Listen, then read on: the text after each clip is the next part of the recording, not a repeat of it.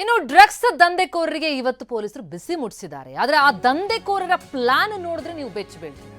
Drugs supply ಮಾಡೋಕೆ ಆ ಗ್ಯಾಂಗ್ನ ಖತರ್ನಾಕ್ plan ಎಲ್ಲೆಲ್ಲಿ ಅಡಗಿಸಿಟ್ಟಿರ್ತಾರೆ ಗೊತ್ತಾ? ಸ್ನಾನಕ್ಕೆ ಬಳಸೋ ಸೋಪ್ನಲ್ಲೂ ಕೂಡ ಡ್ರಗ್ಸ್ ಅನ್ನ ಅಡಗಿಸಿಟ್ಟಿದ್ದಾರೆ. ದಿನಸಿ ಪ್ಯಾಕೆಟ್ನಲ್ಲೂ ಮಾದಕ ವಸ್ತು ಇಟ್ಟು ಮಾರಾಟ ಮಾಡ್ತಾರೆ. ಕುರುಕಲ್ ತಿಂಡಿ ಪ್ಯಾಕೆಟ್ನಲ್ಲೂ ಕೂಡ ಡ್ರಗ್ಸ್ ಅನ್ನ ಬಚ್ಚಿಟ್ಟಿದ್ರು ಖದೀಮರು. ಡೆಟಾಲ್ ಸೋಪ್ ಪ್ಯಾಕೆಟ್ ಒಳಗೆ ಹತ್ತಿ ತುಂಬಿಸಿ ಅದರಲ್ಲಿ ಸಪ್ಲೈ ಮಾಡ್ತಾ ಇದ್ರು. ಹತ್ತಿ ಉಂಡೆಯೊಳಗೆ ಡ್ರಗ್ಸ್ ಇಟ್ಟು ಮಾರಾಟ ಮಾಡ್ತಾ ಇದ್ರು. ಸಿಕ್ಕಾಕೊಳ್ಬಾರ್ದು ಅನ್ನೋದಕ್ಕೆ ಏನೇನು ಪ್ಲಾನಿಂಗ್ ಅನ್ನು ಮಾಡ್ತಾರೆ ನೋಡಿ. ಇದು ಡ್ರಗ್ಸ್ ದಂಧೆಕೋರರ ಪ್ಲಾನ್ ಬೆಚ್ಚ ಬೀಳಿಸೋ ಹಾಗಿದೆ. ಸ್ನಾನಕ್ಕೆ ಬಳಸೋ ಸೋಪು, ಕುರುಕಲ್ ತಿಂಡಿ ಪ್ಯಾಕೆಟ್ ಅದರಲ್ಲೆಲ್ಲ ಈ ರೀತಿ ಬಚ್ಚಿಡ್ತಾ ಇದ್ದಾರೆ. ದೃಶ್ಯಗಳು ನೋಡ್ತಾ ಇದೀವಿ. ಅಲ್ಲಿ ನಾವು ಗಮನಿಸ್ತಾ ಇದೀವಿ, ಆ ಪ್ಯಾಕೆಟ್ ಒಳಗಡೆ ಹತ್ತಿ ಉಂಡೆ ನೋಡ್ತಾ ಇದ್ದೀರಲ್ಲ, ಅದ್ರ ಒಳಗಡೆ ಇರೋದು ಡ್ರಗ್ಸ್. ದಿನಸಿ ಸಾಮಾನಲ್ಲೂ ಅವರು ಡ್ರಗ್ಸ್ ಅನ್ನು ಇಡ್ತಾರೆ. ಸಿಕ್ಕಾಕೊಂಡ್ಬಿಡ್ತೀವಿ ಅನ್ನೋ ಕಾರಣಕ್ಕಾಗಿ ಯಾವೆಲ್ಲ ರೀತಿಯ ಮಾರ್ಗಗಳನ್ನ ಈ ಡ್ರಗ್ಸ್ ದಂಧೆಕೋರರು ಹೇಗೆಲ್ಲ ನೋಡಿ ಅಲ್ಲಿ ಗಮನಿಸ್ತಾ ಇದೀವಿ ನೋಡಿ. ಯಾರಿಗೂ ಅನುಮಾನ ಬರಬಾರ್ದು ಅಂತ ಈ ರೀತಿ ಸೋಪ್ ಪ್ಯಾಕೆಟ್ ಒಳಗಡೆ ಹಾಕಿಟ್ಬಿಟ್ಟಿರ್ತಾರೆ, ಗೊತ್ತೇ ಆಗಲ್ಲ. ಹತ್ತಿ ಉಂಡೆ ಒಳಗೆ ಡ್ರಗ್ಸ್ ಇಟ್ಟಿದ್ದನ್ನ ನಾವು ನೋಡಿದ್ವಿ. ಕುರುಕಲ್ ತಿಂಡಿ ನೋಡಿ ಅಲ್ಲಿ ಗಮನಿಸ್ತಾ ಇದೀವಿ. ಈ ರೀತಿ ಪ್ಯಾಕೆಟ್ಗಳಲ್ಲೂ ಕೂಡ ಹತ್ತಿ ಉಂಡೆ ಮಾಡ್ತಾರೆ, ಅದರೊಳಗಡೆ ಡ್ರಗ್ಸ್ ಇಡ್ತಾರೆ, ಮಾರಾಟ ಮಾಡ್ತಾರೆ. ಕೊಳ್ಳೋರಿಗೆ ಮಾರೋರಿಗೆ ಅಷ್ಟೇ ಗೊತ್ತಿರುತ್ತೆ. ಮೇಲ್ನೋಟಕ್ಕೆ ನೋಡಿದ್ರೆ ಏನೋ ದಿನಸಿ, ಏನೋ ಬೇಕರಿ ಐಟಮ್ಗಳ ಮಾರಾಟ ಆಗ್ತಿದ್ದೀನೋ ಅಂತ ಅನ್ಕೊಳ್ಬೇಕು. ಆದ್ರೆ ಆಗ್ತಾ ಇರೋದು ಡ್ರಗ್ಸ್ ಮಾರಾಟ ದಂಧೆ. ದಿನಸಿಯಲ್ಲೂ ಡ್ರಗ್ಸ್.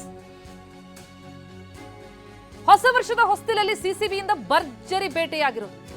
ಒಂದು ವಾರದಲ್ಲಿ 1 ಕೋಟಿ ಮೌಲ್ಯದ 190 ಕೆಜಿ ಗಾಂಜಾ ಜಪ್ತಿಯಾಗಿದೆ. 11 ಆರೋಪಿಗಳನ್ನ ಬಂಧಿಸಿದ್ದಾರೆ ಪೊಲೀಸರು. ಈ ಪ್ರಕರಣಕ್ಕೆ ಸಂಬಂಧಪಟ್ಟಂತೆ ಯಲಹಂಕ, ಅಶೋಕ್ ನಗರ, ಬಾಣಸುವಾಡಿ, ಅಮೃತಹಳ್ಳಿ ಪೊಲೀಸ್ ಠಾಣಾ ವ್ಯಾಪ್ತಿಯಲ್ಲಿ ಪೊಲೀಸರ ಕಾರ್ಯಾಚರಣೆ ನಡೆಯಿತು. ಭರ್ಜರಿ ಬೇಟೆ. ಪುಷ್ಪ ಸಿನಿಮಾ ಮಾದರಿಯಲ್ಲಿ ಗಾಂಜಾ ಸಾಗಿಸ್ತಾ ಇದ್ರು ಅಂಧರಾಗಿದ್ದಾರೆ. ಸಿಸಿಬಿ ನಡೆಸಿದಂತಹ ಭರ್ಜರಿ ಬೇಟೆ ಇದು. 1 ಕೋಟಿ ಮೌಲ್ಯದ 190 ಕೆಜಿ ಗಾಂಜಾ ಜಪ್ತಿಯಾಗಿದೆ ಒಂದು ವಾರದಲ್ಲಿ. ಈವರೆಗೆ 11 ಆರೋಪಿಗಳನ್ನ ಬಂಧಿಸಿದ್ದಾರೆ.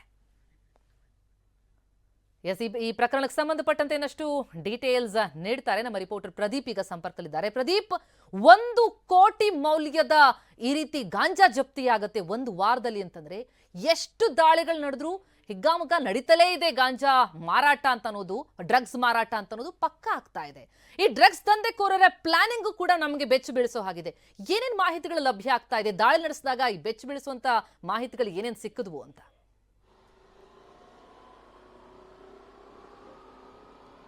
ಪ್ರತಿಮಾ, ಬೆಂಗಳೂರಿನಲ್ಲಿ ಡ್ರಗ್ಸ್ನ ಒಂದು ಆಗಿರ್ಬೋದು ಅಥವಾ ಗಾಂಜಾ ಮಾರಾಟಕ್ಕಾಗಿರ್ಬೋದು, ಇದು ಒಂದು ಅದಕ್ಕೆ ಕಡಿವಾಣ ಹಾಕೋದು ಒಂದು ರೀತಿ ಕಷ್ಟ ಸಾಧ್ಯನೇ ಅಂತ ಹೇಳ್ಬೋದು. ಪೊಲೀಸರು ಸಹ ಇದರ ಹಿಂದೆ ಬಿದ್ದು ಏನು ಡ್ರಗ್ಸ್ ಜಾಲಗಳೇನಿದೆ ಮತ್ತು ಗಾಂಜಾ ಜಾಲಗಳೇನಿದೆ ಎಲ್ಲವನ್ನೂ ಸಹ ಆಗಾಗ ಇದರ ಒಂದು ಆ ರೂವಾರಿಗಳು ಯಾರಿದ್ದಾರೆ ಮತ್ತು ಮಾರಾಟ ಮಾಡೋರು ಯಾರಿದ್ದಾರೆ, ಸಪ್ಲೈಯರು, ಡ್ರಗ್ ಪೆಡ್ಲರು ಎಲ್ಲರನ್ನೂ ಸಹ ಅರೆಸ್ಟ್ ಮಾಡೋದು, ಅವ್ರನ್ನ ಜೈಲಿಗೆ ಕಳಿಸೋದು, ಈ ರೀತಿಯಾದ ಕೆಲಸಗಳನ್ನ ಮಾಡ್ತಾನೆ ಇದ್ದಾರೆ. ಆದರೂ ಸಹ ಬೆಂಗಳೂರಲ್ಲಿ ಮತ್ತೆ ಇದೊಂದು ಜಾಲಗಳು ಮತ್ತೆ ಹುಟ್ಕೊಳ್ತಾ ಇರುವಂಥದ್ದು.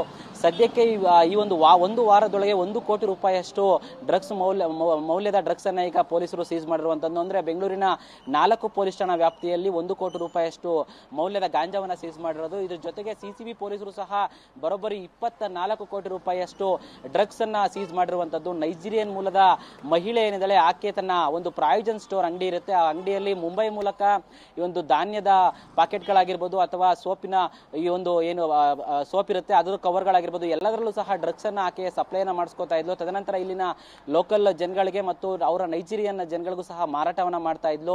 ಈ ಒಂದು ಮಾಹಿತಿಯನ್ನು ಪಡೆದಂತಹ ಸಿಸಿಬಿ ಪೊಲೀಸರು ಆ ಒಂದು ಪ್ರಾವಿಜನ್ ಸ್ಟೋರ್ ಮೇಲೆ ದಾಳಿ ಮಾಡಿ ಆಕೆಯಿಂದ 24 ಕೋಟಿ ಮೌಲ್ಯದ MDMA ಡ್ರಗ್ಸ್ ಅನ್ನು ವಶಪಡಿಸಿಕೊಂಡಿದ್ದಾರೆ. ಮತ್ತೊಂದು ಕಡೆ ಗಾಂಜಾವನ್ನು ಸಹ ಬೆಂಗಳೂರಿನಲ್ಲಿ ಪೊಲೀಸರು ಪತ್ತೆಯನ್ನ ಮಾಡಿರುವಂತದ್ದು.